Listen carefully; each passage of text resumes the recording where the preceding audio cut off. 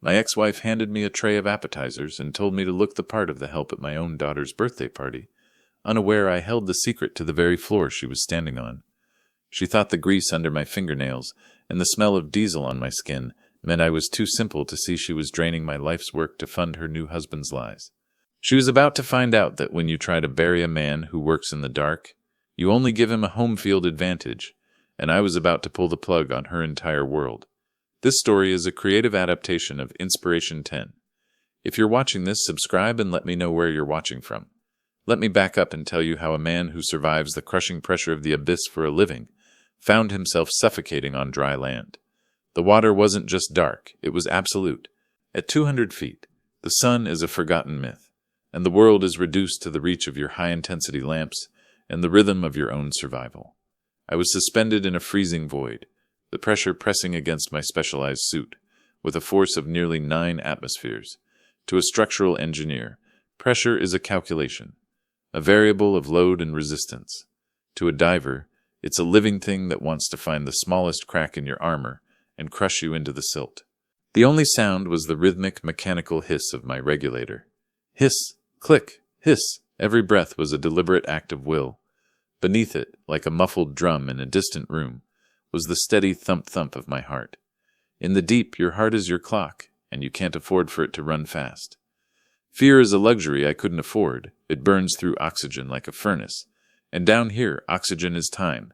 I hung there, a speck of light in a universe of black, waiting for my pulse to settle before I struck the first spark.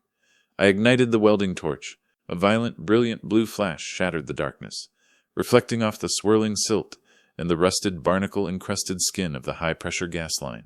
The fracture was jagged, a silver wound in the steel that hissed with the threat of catastrophic failure.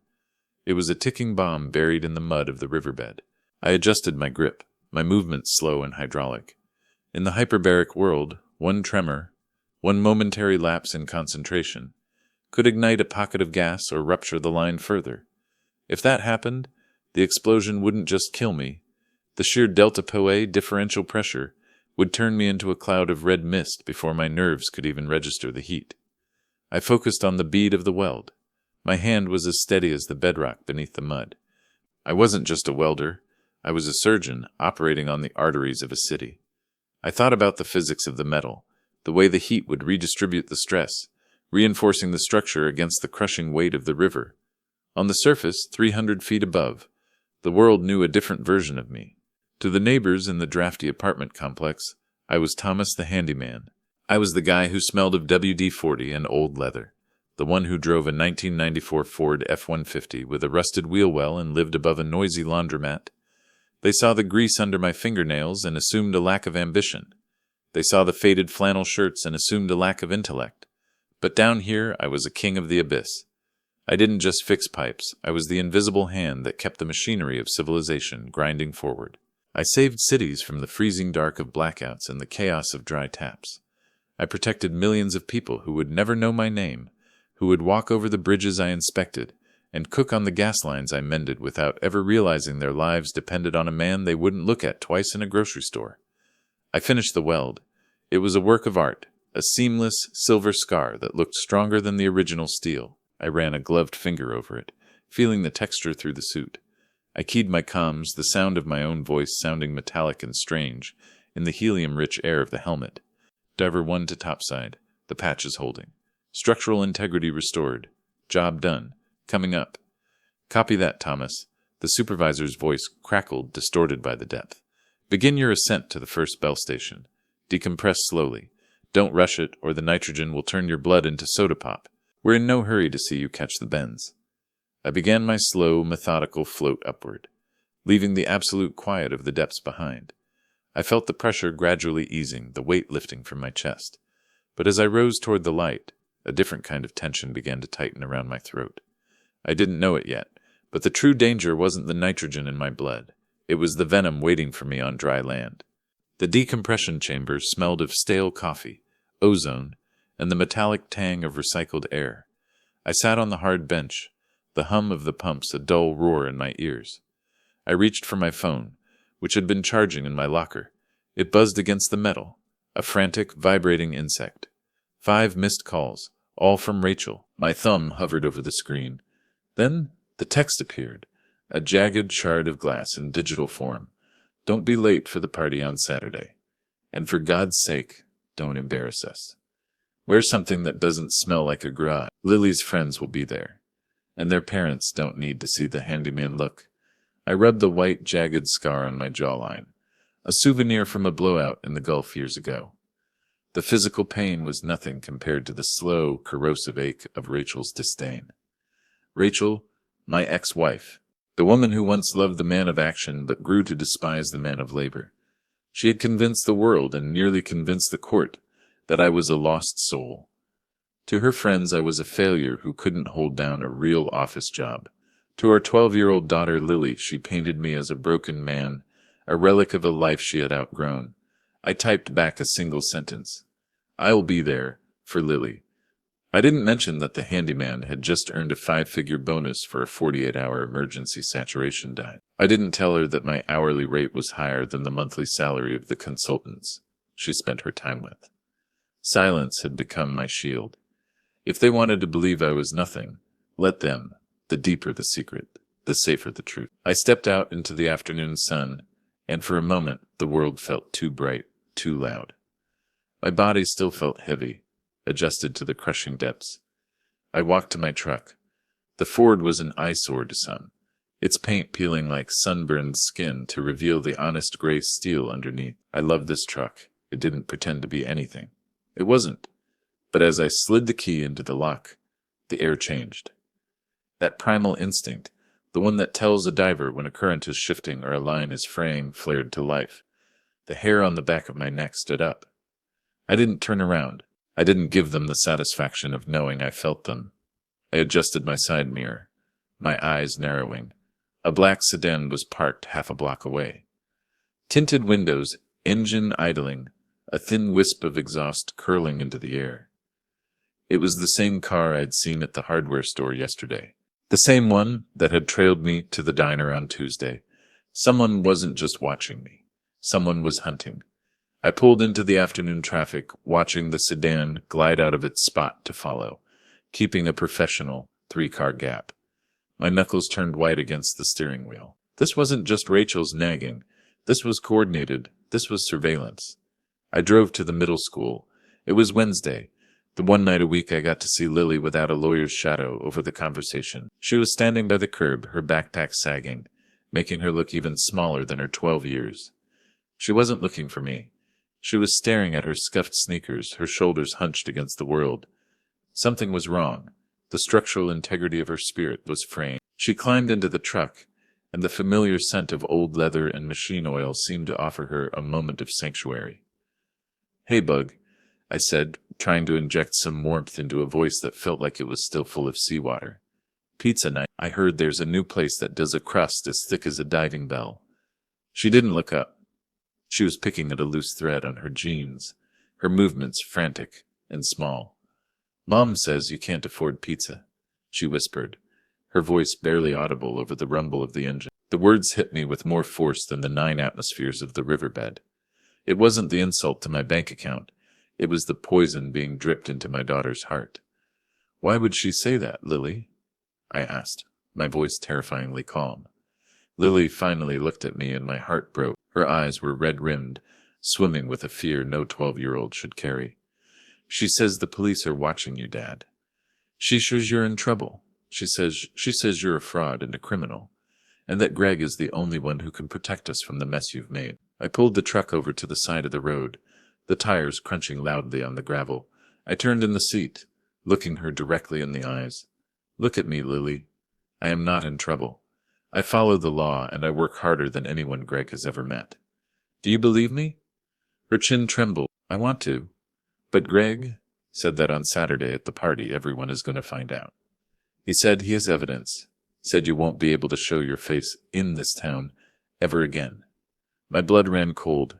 This wasn't just a divorce aftermath. This was a setup. Saturday, Lily's birthday party. A celebration that Rachel had turned into a high society event at the Crystal Garden. Greg, Rachel's new husband. The investment banker with the $2,000 suits, the orange spray tan, and the Porsche that he drove like a weapon. He wasn't just looking to replace me. He was looking to erase me. They were planning the public execution of my character in front of everyone I cared about. They wanted to strip me of the only thing that mattered, my daughter's respect. I took Lily to pizza. I bought her the extra large, extra cheesy slice she loved, and I told her stories about the giant catfish that live in the mud of the Mississippi. She laughed, a fragile, beautiful sound, but her eyes never quite lost that shadow of dread. When I dropped her off at Rachel's mansion, a sprawling white castle built on a foundation of lies, I watched her walk to the door. I gripped the steering wheel so hard I felt the plastic groan. I whispered a promise to the empty cabin. I've survived the crushing weight of the ocean, Rachel. You have no idea what I can survive on land. I didn't go back to the apartment. My gut, tuned by years of listening to the groan of metal under stress, told me my home was no longer a cage I could trust. Instead, I drove to the edge of the industrial district, where the salt air of the shipyard begins to bite. To the public and the IRS, Abyss Solutions was a mere P.O. box in a strip mall. In reality, was a decommissioned hangar at the far end of the docks, tucked between a scrap metal yard and a rotting pier. I swiped my encrypted keycard. The heavy steel door hissed open with a pneumatic sigh, revealing a space that was part laboratory, part workshop, and part bunker. Inside, the air was cool and filtered. Underwater drones, ROVs, sat on reinforced workbenches like sleeping deep-sea predators. Maps of the state's gas and fiber optic grids covered the walls, marked with my handwritten notes on structural fatigue and tectonic shifts. This was the only place where the world made sense, where problems were solved with physics and sweat, not whispers and lies. I sat at my terminal, the hum of the cooling fans the only sound in the cavernous space. I needed to move a portion of my deep water savings into a liquid account for Lily's birthday. I wanted her to have that sketch set, and I wanted the tuition for her art camp paid in full, up front, so Rachel couldn't use it as leverage. I logged into my primary business account. The screen didn't show my balance. Instead, a heavy blood-red banner stretched across the monitor. Access denied. Status frozen. I felt a cold prickle of sweat. I refreshed the page. Same result. I tried my personal checking. Status under investigation. I grabbed the desk phone, my heart slamming against my ribs like a trapped bird. I called the private banking line I'd used for years. "Mr. Vance?" the representative said. Her voice wasn't just professional, it was clinical, the tone one uses when speaking to a terminal patient. "We received a high-priority flag from our compliance department regarding suspicious wire transfers. A formal tip of money laundering has been filed with the Treasury." "A tip? From who?" I demanded, my voice rasping. "I have contracts. I have tax records. That money is from the Port Authority and the Department of Energy. We cannot disclose the source of the tip," she said, her voice dropping an octave in coldness. "But given the gravity of the allegations, a mandatory 72-hour hold has been placed on all linked assets. We are cooperating with the authorities." 72 hours. The timing was a masterpiece of cruelty. It covered the weekend. It covered the party. Greg wasn't just a banker. He was a predator who knew exactly where the jugular was. He wanted me to show up at that party with a declined credit card. He wanted me to look like a man who had finally been caught in a lie. He was trying to induce the bends in my financial life, forcing a sudden change in pressure, so violent it would tear my world apart. I hung up. The silence in the hangar felt heavier now, like I was back at 300 feet, and my oxygen was thinning. I couldn't fight a banker with a welding torch. I needed a different kind of specialist. I dialed a number etched into my memory, one I hadn't touched in 2 years. "Sam?" I asked when the line picked up. "Thomas?" The voice was scratchy, accompanied by the frantic clicking of a mechanical keyboard. "You calling from the bottom of the ocean or the top of the world?" "I'm on dry land, Sam, and I'm drowning." Sam, the ghost, was a man who lived in the negative space of the internet. He worked out of a basement that smelled of cheap cat food and overheated server fluid. He was brilliant, pathologically paranoid, and he owed me his brother's life. I'd pulled his brother out of a crushed submersible in the Atlantic 3 years ago when the Navy said it was a recovery mission, not a rescue. Sam arrived at the hangar an hour later, looking like a man who hadn't seen a sun lamp in a decade. He didn't shake my hand, he just sat at my terminal and began to type. His fingers were a blur, a frantic dance of data entry. "They didn't just freeze you, Tom," Sam muttered, his eyes reflected in the scrolling green code. "They used a high-level internal suspicion flag. It's a backdoor for bank executives. Someone bypassed the automated filters to manually trigger a fraud alert. Someone named Greg Hansen. He's using the bank as a weapon," I said, leaning over Sam's shoulder. "Can you unfreeze it?" "Not without a federal warrant or a hack that would put us both in Leavenworth," Sam said, cracking his knuckles. "But I can look at him. If he's digging a hole for you, he might be standing in one himself." The screens began to flicker with spreadsheets, offshore ledgers, and encrypted PDFs. Sam's eyes widened. The clicking of the keyboard stopped. The silence that followed was the kind you hear right before a dam bursts. "Thomas," he whispered, "come look at this crack in the foundation." I leaned in. "What am I looking at?" "The City Youth Fund," Sam said, pointing to a series of outgoing transfers. "Your wife's charity, the one that's supposed to build playgrounds and pay for urban art programs." I watched the numbers. Every month, $50,000 disappeared into a consulting firm called Blue Horizon Dynamics. "Who owns Blue Horizon?" I asked. Sam clicked a key with a flourish. "A P.O. box in the Cayman Islands. But the IP address for every single transfer authorization. It's Greg Hansen's personal laptop. And the cosigner on the account is Rachel Vance." The room felt like it was spinning. This wasn't just a personal vendetta. This was a cover-up. My blood ran cold, turning to slush in my veins. Rachel and Greg weren't just petty. They were thieves. They were harvesting the City Youth Fund to maintain their lifestyle. The Porsche, the $10 million house, the Crystal Garden parties, and I was the perfect exit strategy. If they framed me for money laundering, the handyman with the unexplained high-income contracts, they could funnel the missing charity money into my name. When the audit finally came, the trail would lead straight to me. They weren't just taking my daughter, they were sending me to prison to pay for their crimes. "Print it," I said, my voice like grinding stone. "Everything. The IPs, the dates, the shell company." The printer whirred to life, the sound of the pages hitting the tray sounding like the ticking of a clock. I had the weapon. Now I just had to survive long enough to use it. Thursday morning arrived with a gray, oppressive fog. I went back to my apartment, my body aching for a shower and a few hours of sleep that didn't involve the smell of hydraulic fluid. I reached for the doorknob. My key wouldn't turn. I tried again, putting my weight into it. The lock was different. New, polished brass that didn't belong on my weathered door. I pounded on the wood. "Mr. Henderson." The door to the apartment across the hall opened a crack. "Mr. Henderson." My 70-year-old landlord peered out. He looked like he'd seen a ghost. A cigarette shook between his yellowed fingers, the ash falling onto his cardigan. "I'm sorry, Tom," he whispered, his eyes darting to the stairwell. "Police were here this morning. They had papers. Said the unit was part of a major narcotics and racketeering investigation. They changed the locks and told me if I let you in, I'm an accessory. Mr. Henderson, you know me. I'm a welder.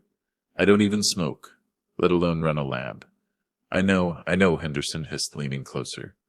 The smell of stale tobacco was overwhelming. "But they weren't uniforms, Tom. They were suits." "State investigative unit," they said. "They were aggressive. They took your computer. They took your files." "Who was it?" Henderson pointed a trembling finger toward the street. "The gray car, down the block. They've been sitting there since they left. Go, Tom. Before they decide, they don't need to wait for a warrant to take you, too." He slammed the door, and I heard the deadbolt slide home. I stood in the hallway, the realization relacing me with the weight of a collapsing bridge. I was homeless. My reputation was being dismantled in real time. My daughter was being told I was a criminal. I walked down the stairs, my boots feeling like they were made of lead. I was being stripped of my life, piece by piece, layer by layer, until there would be nothing left but the failure. Rachel wanted the world to see. I reached my truck and looked at the gray car down the street. The driver didn't move. He just watched. They wanted me to run. They were hoping I'd flee, giving them the flight as a sign of guilt they needed to close the trap. I gripped the door handle of my truck. "I'm not running. I whispered to the gray shadows. I'm just getting started. The emergency cash I kept under the floorboards of the truck was my last line of defense. It was a thick envelope of $100 bills, saved for a catastrophic failure scenario. I drove to the high-end art supply store downtown. Lily had been talking about the professional series charcoal and graphite set for months, the kind used by architectural illustrators. As I walked into the shop, the chime above the door sounded like an alarm. I felt the eyes of the shop girl on me immediately. I was wearing my work flannel, stained with salt and grease, and my boots left a faint dusting of dry mud on the pristine white tile. In this neighborhood, I looked like a threat. Can I help you? She asked, her voice tight with the kind of politeness that's really just a warning. I need the Masters Series sketch kit. The one in the mahogany case, I said. I placed the cash on the glass counter. She didn't look at the money. She looked at my hands. They were calloused, scarred, and stained.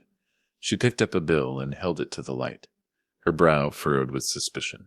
She took a counterfeit detector pen and ran it across every single bill, one by one. Is there a problem? I asked, my voice echoing the quiet store. We just have to be careful, she said, not meeting my eyes. A lot of distressed people have been coming through lately. I felt the heat rising in my neck. Behind me, a woman in a cashmere coat sighed loudly, checking her gold watch. Can we hurry this up? She whispered to her companion. I don't like the vibe in here. I was a ghost, a distressed person, a man who didn't belong in the world of mahogany cases and cashmere. I took the bag and walked out into the cold air, my heart hammering a rhythm of pure, unadulterated rage. I didn't even make it to the truck before I saw him. Greg was leaning against a parked Porsche, his arms crossed over a charcoal suit that probably cost more than my first 2 dive certifications. He was smiling, that practiced, predatory grin he used in boardrooms and at dinner parties. He had been waiting for me. Beautiful day for a shopping spree, Thomas, he said, his voice smooth as oil. Too bad you can't buy back your life. I stopped 3 feet from him. I could smell his expensive cologne, something citrusy and sharp. Move, Greg. I have work to do. Work? Greg laughed, a sharp, barking sound. You don't have work. You don't have a home. And by Monday, you won't have a name. I've seen the partnership agreements, Tom. The ones where you authorized all those transfers from the City Youth Fund.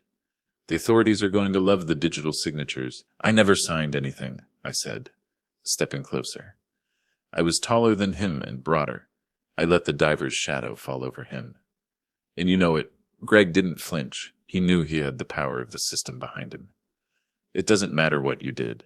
It matters what the ledger says. You're the structural engineer, right? You should know when a beam is about to snap. You're under too much load, Tom. You're going to buckle. And when you do, Rachel and I will be there to pick up the pieces of Lily's life. Stay away from the party. Run while you still can. He patted my shoulder, a condescending, mocking gesture. I didn't hit him. I wanted to. Every muscle in my body screamed for the release of a strike. But I knew that was the final piece of his trap.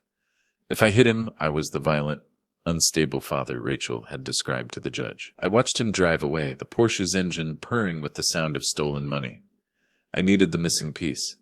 I needed to know how they were going to do it. I drove to the Rusty Anchor, a dive diner on the edge of the banking district where the coffee is burnt and the booths are deep. I sat in the back, facing the door. 10 minutes later, a woman in a heavy wool coat and oversized sunglasses slid into the seat opposite me. Brenda, she was Greg's executive assistant. She had been with the bank for 20 years, and Greg treated her like a piece of office furniture. Last winter, when her water heater had burst and her basement flooded, I had spent 10 hours down there fixing the plumbing and the electrical for free because she was a friend of a friend. And she was broke. You're playing with fire, Tom, she whispered, her eyes darting around the room. She pulled a folded napkin from her pocket and slid it across the table. I need to know about the consultants, Brenda. Blue Horizon Dynamics. He's panicking, she said, her voice shaking. There's an internal audit coming. The bank is merging with a larger firm next month, and their compliance team is going to go through every charitable account with a microscope. Greg needs to zero out the youth fund before the 1st. He's moving $3 million tonight. Tonight, to an offshore account in the Grenadines. And here's the kicker. Tom, she leaned in, so close I could see the smudge of her purple eyeshadow. He's been using a digital overlay of your signature from an old plumbing contract you did for the bank. He's created a silent partnership agreement. On paper, you are the CEO of Blue Horizon. You're the one stealing the money. He's positioning himself as the hero who discovered your fraud. My stomach dropped. It was a perfect closed-loop system. I was the anchor designed to drag the whole ship down.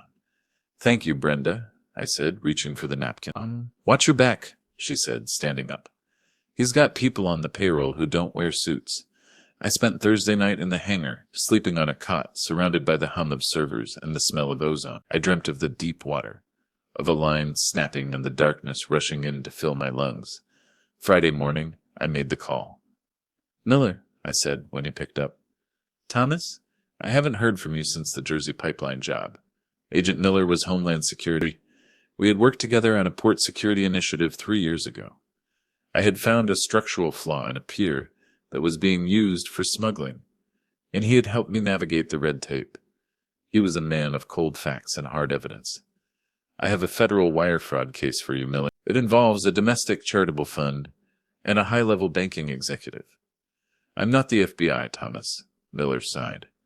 No, but you're the guy who hates it when the infrastructure of the city is used as a piggy bank for thieves. I have the IP logs.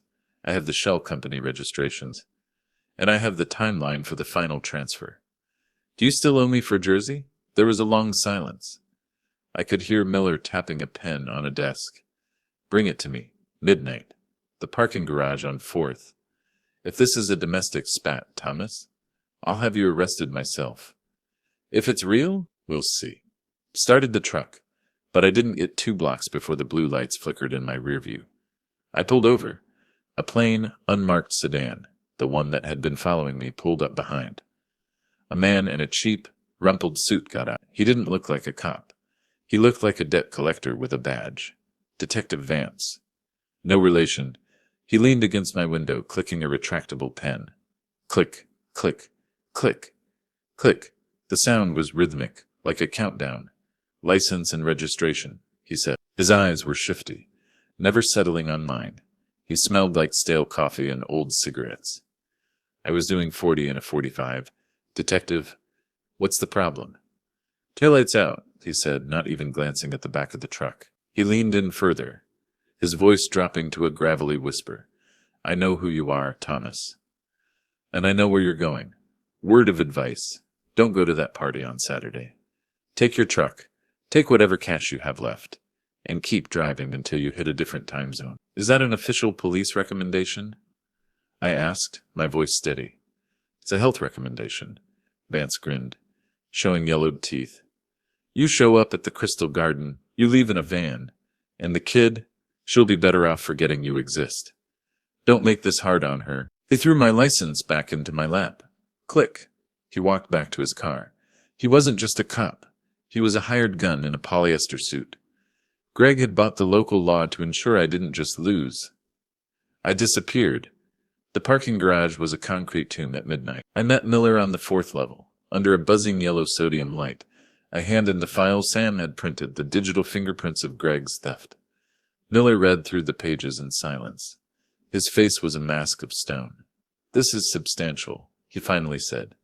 But it's all digital. It's circumstantial until the money actually hits the offshore account. If we move now, they'll say it was a mistake, a testing error. They're moving it during the party, I said. Greg thinks the noise and the crowd will provide the perfect cover. He's going to announce my crimes to the world while he hits the send button on the final million. Miller looked at me, his eyes sharp. You're asking me to walk into a high society event and arrest a prominent banker based on the word of a handyman with a frozen bank account. I'm asking you to do your job, Miller. Catch them in the act. Miller tucked the file under his arm. Go to the party, Thomas. Stand your ground. If he moves that money, I'll be there. If he doesn't, you're on your own. And Detective Vance? He's not one of ours? He's local? I can't protect you from him. I don't need protection, I said, stepping into my truck. I just need a clear shot at the truth. I drove back to the shipyard. The night was cold, and the stars were hidden behind a shroud of fog. I was alone, broke, and hunted, but for the first time in a week I felt like I was back in the water. I could see the leak. I knew where the pressure was coming from, and I knew exactly how to plug it. I shaved in the freezing sink of the hangar, the blade rasping against skin that felt like weathered leather. I watched the reflection of the white scar on my jaw. I had earned that scar when a pipe buckled under 400 feet of seawater. I had survived that. I would survive this. I reached into the back of my truck and pulled out my only suit. It was charcoal gray, tailored years ago for a version of me that still believed in boardrooms and suburban dreams. It was heavy wool, stiff and formal. My armor, I polished my work boots until the black leather shone like a raven's wing. I didn't have the designer shoes Greg wore, but my boots were built to withstand the weight of the world. I looked at myself one last time. I looked tired. The dark circles under my eyes were like bruises, and my hands were still stained with the ghosts of grease and salt. But I stood tall. My spine was a steel column. Today I wasn't just a diver or a handyman. I was the father who was going to tear down the glass house of lies.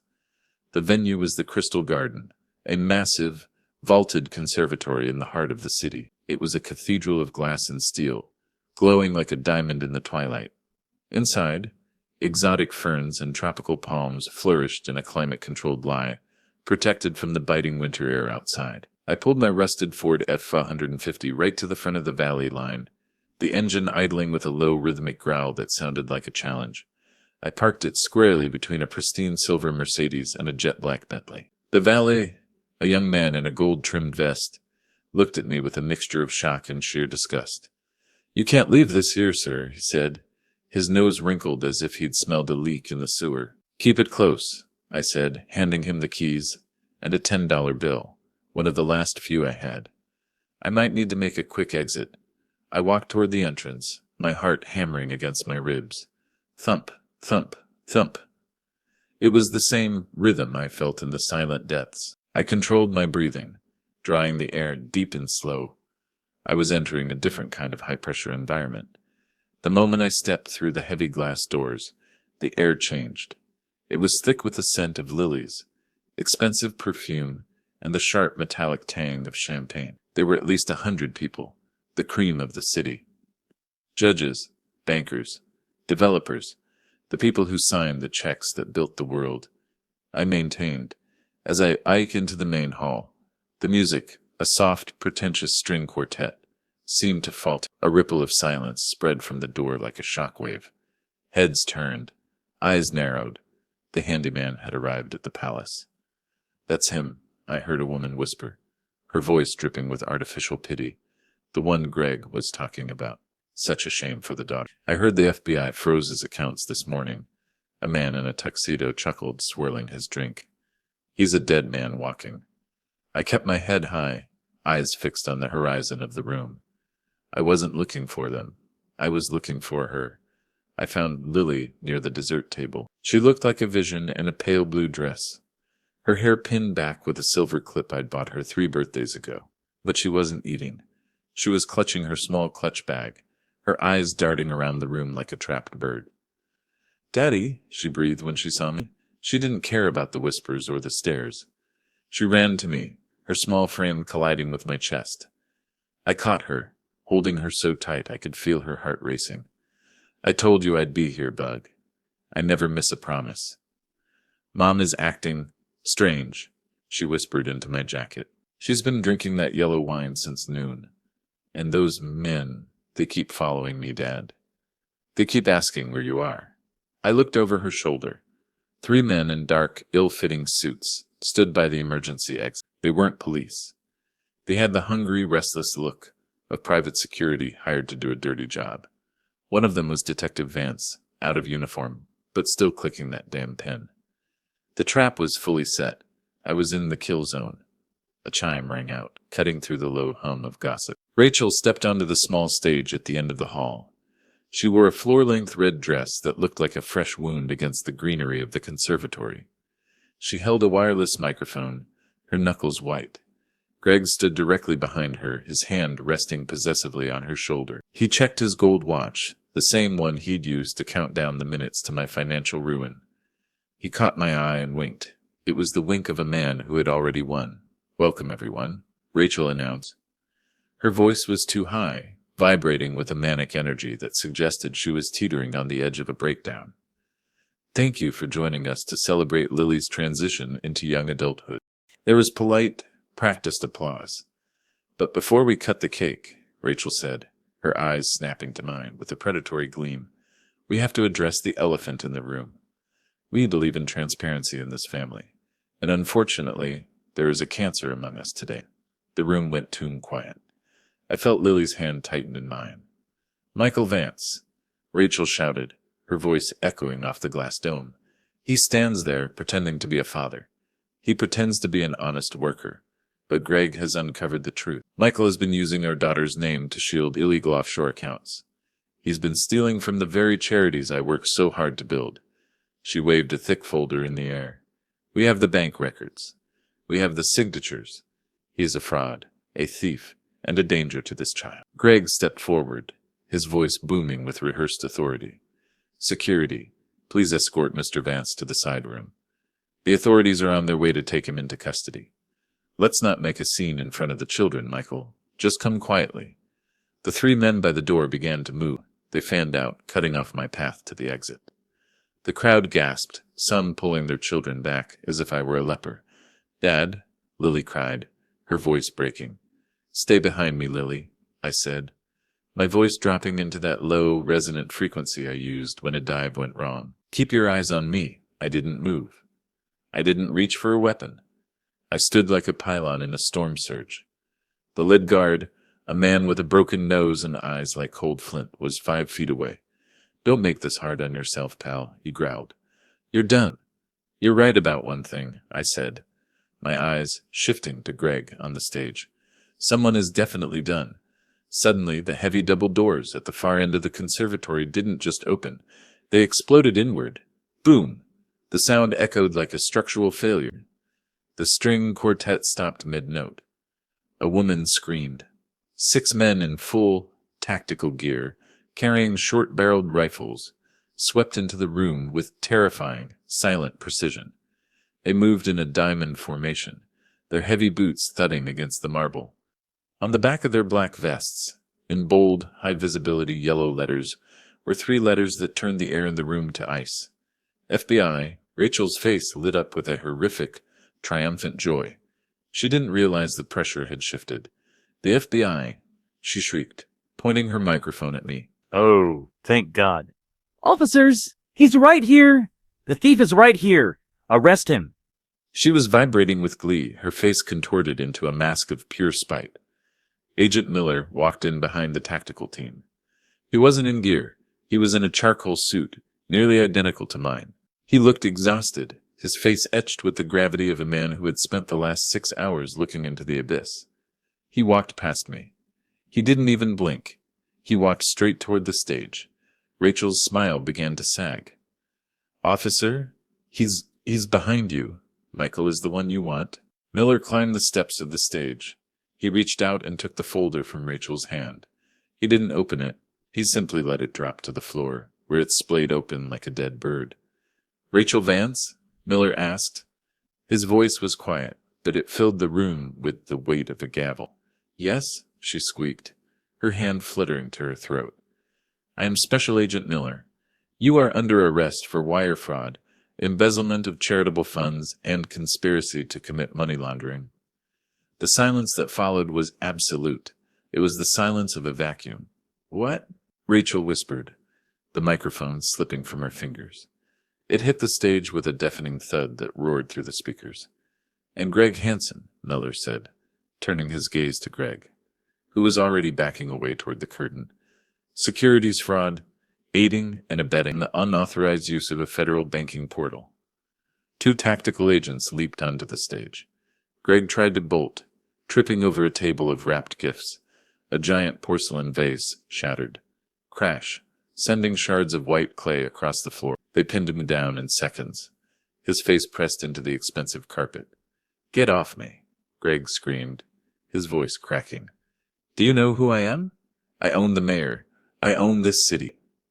You own the right to remain silent, Greg, one of the agents said, the metallic click-click of the handcuffs sounding like a final judgment. Rachel looked wild. Her hair had come loose and her eyes were darting around the room, looking for an escape that didn't exist. No, this is a mistake. Michael set us up. He's the one who's poor. He's the one who needs the money, she screamed, pointing at me one last time. Miller looked at her with a weary kind of disgust. We know exactly who Michael Vance is. Rachel's. He is a primary government contractor with a Tier 2 top-secret clearance. His finances had been under federal audit for a decade. He's cleaner than anyone in this room. He pulled out his own set of handcuffs. We traced the transfers tonight, Rachel. We watched the $3 million leave the City Youth Fund and attempt to land in a shell company in the Grenadines. We tracked the authorization to Greg's laptop and your digital key. The crowd erupted. The friends who had been whispering about me seconds ago were now shouting at the stage. She stole the playground money. A woman yelled. My firm donated $50,000 to that fund. A man roared, You thief! I stood there, still holding Lily's hand. I didn't feel happy. I didn't feel a rush of victory. I just felt a deep, aching exhaustion. I looked at Rachel, the woman I had once promised to protect, as she was spun around and her hands were jerked behind her back. Michael, she screamed, her voice breaking into a sob. Michael, help me. Tell them it's a mistake. For Lily's sake. Tell them. I looked at her. Really looked at her. I saw the greed, the hollowness, and the ruin. I told you to stop, Rachel, I said softly. My voice was the only thing that cut through her screaming. I begged you to just be a mother. I begged you to stop caring about the glass and start caring about the foundation. Please, she sobbed, her knees buckling as Miller led her down the steps. The sound of the handcuffs was the last sound of my old life breaking away. Rachel collapsed, her red dress trailing in the dirt and spilled champagne as they led her out the front doors. The guests fled. They moved like rats off a sinking ship, avoiding my gaze, their faces pale with the shame of having cheered for the villains. Within minutes, the Crystal Garden was empty, save for the FBI, the shattered porcelain, and us. Miller stopped by me on his way out. He handed me a small plastic card. My restored credentials. Account is unfrozen, Thomas. The suspicion flag has been replaced with a commendation. You're clear? Thanks, Miller. He nodded, looking at Lily, who was staring at the empty stage. Take the kid, get some real food. You look like you've been underwater for a month. I have, I said, but I'm finally starting to breathe. The air outside was biting. A clean, sharp winter chill that felt more honest than the scented, humid lies of the conservatory. The valet had brought my truck around. It sat idling at the curb, a dented, rusted fortress of steel and grease, amidst a sea of abandoned luxury cars. It looked beautiful to me. It looked like the truth. We climbed into the cab. I didn't pull away immediately. I just sat there, my hands resting on the steering wheel. The heater rattled to life, blowing a faint scent of old copper and hard-working engine into the cabin. It was a sound I'd heard 1,000 times. But tonight it sounded like a heartbeat. Lily sat in the passenger seat, her blue dress bunched up around her knees. She looked out the window at the flashing blue lights of the police cruisers, still clustered around the side entrance where Rachel and Greg had been taken. She looked small, but there was a new stillness in her. The trembling had stopped. Is Mom going to jail for a long time? She asked. Her voice was small, but it didn't break. It was the voice of a child who had seen the foundation of her world crumble and was already looking for a place to stand. I leaned back against the headrest, closing my eyes for a second. Yes, Bug. For a long time, what she and Greg did, it's a serious weight. Federal weight. She stole from the kids, Dad. The ones at the art center. She told me she was their hero. She wanted to be a hero, Lily, I said, choosing my words with the precision of a structural report. But she forgot that you can't build a skyscraper on a swamp. She cared more about the gold leaf on the ceiling than the pilings in the mud. She wanted to look like she was winning, even if it meant hollowed-out walls. Eventually, the load gets too heavy. The structure fails. Lily turned to me, her eyes searching mine in the dim glow of the dashboard lights. And you, all those times she called you a failure, you were just fixing the things no one else wanted to see? I chuckled, a dry, weary sound that felt like it had been trapped in my chest for years. I fix things deep down, Lily. In the dark, where it's cold, and the pressure is enough to flatten a tank. It's not glamorous. It doesn't get you invited to parties. But it keeps the city standing. You fixed us, she whispered. She reached over and put her hand on my arm, her fingers resting against the rough wool of my suit. I choked up. I'd spent my life reinforcing bridges and bracing pipelines, but that tiny weight on my arm was the strongest support I'd ever felt. I tried, baby, I whispered back. I'll always try. I put the truck in gear. The Ford roared, a deep guttural sound of mechanical reliability. We drove away from the Crystal Garden, leaving the glowing box of glass, and lies in the rearview mirror until it was nothing but a speck of light in a dark, indifferent city. We stopped at the apartment first. Mr. Henderson was waiting on the stoop, a fresh cigarette in his hand, and a look of profound relief on his face. He didn't say a word as he handed me a new set of keys, the real ones this time. He just nodded, a silent apology from one man of the old world to another. Pizza first? I asked, as we climbed back into the truck. Double cheese, she promised, a small, genuine smile finally touching her lips. And I want to see that sketch set. It's in the back seat, Bug. Mahogany case, and all. I drove toward the neon glow of our favorite pizza place, the one with the cracked vinyl booths and the best crust in the tri-state area. I wasn't a hero. I wasn't a spy. I was Thomas Vance. I was a welder. I was an engineer. And I was a father. I had held my breath for years, navigating the crushing depths of a marriage that had become a tomb, and a world that saw me as a ghost. I had survived the surveillance, the frozen accounts, and the public execution of my name. As we pulled into the parking lot, I turned off the engine and just listened to the quiet. The pressure was gone. The internal tension had dissipated. For the first time in an edict, the structure was sound. I looked at my daughter and I took a breath. A long, deep, honest breath. We were finally on dry land. The weight of a secret can be crushing, but the truth has a way of rising to the surface, no matter how deep it's buried. Thomas proved that a life built on an honest foundation can weather any storm. If you found strength in his journey and want to witness more stories of resilience, depth, and the quiet triumph of the human spirit, we invite you to like and subscribe. Stay with us as we continue to explore the hidden worlds and the people who keep them standing. Your support ensures these powerful narratives always find their way to the light. Would you like me to tell you another story?